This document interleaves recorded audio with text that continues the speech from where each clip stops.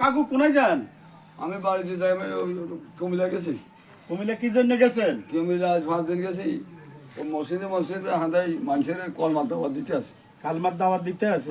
মাশাআল্লাহ মাশাআল্লাহ, উত্তম কাজ। এটা এখন আমারে তারা দিচ্ছে। হ্যাঁ ওই মুরব্বী সামনে থাকবো, আমরা পিছনে আয় বলে আয় আইতাম না, তোরা হতে দিস। আচ্ছা, তো আপনি এই যে হ্যাঁ কাদা দিয়ে কই গেছেন? আমি আপনার 100 করে আনি বলে আমি কুমিল্লা থেকে আসি। ও আচ্ছা আচ্ছা, কুমিল্লা থেকে আয় আসছেন। আমি ও বলছি যে খুতনার নামাজ দিচ্ছি। আবার রুদ্র তাহলে সাবি দিচ্ছে যে আপনারা এবার বেশি হয়ে গেছে, আপনার কোথায় বাইরে নিয়ে। ইবাদত বেশি হয়ে গেছে আপনার? হ্যাঁ, মুরব্বী উনাদের মুরব্বী চাচার ইবাদতের বয়স বেশি হয়ে গেছে, এটা নেই।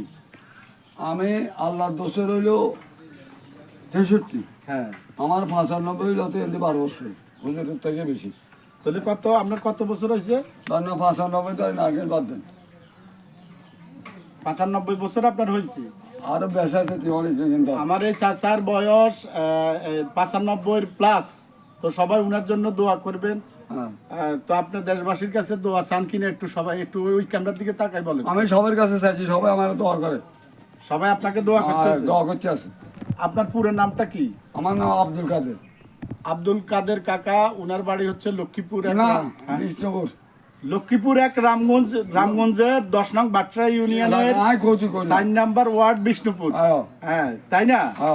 আচ্ছা, আপনি বলেন, আমরা শুনি।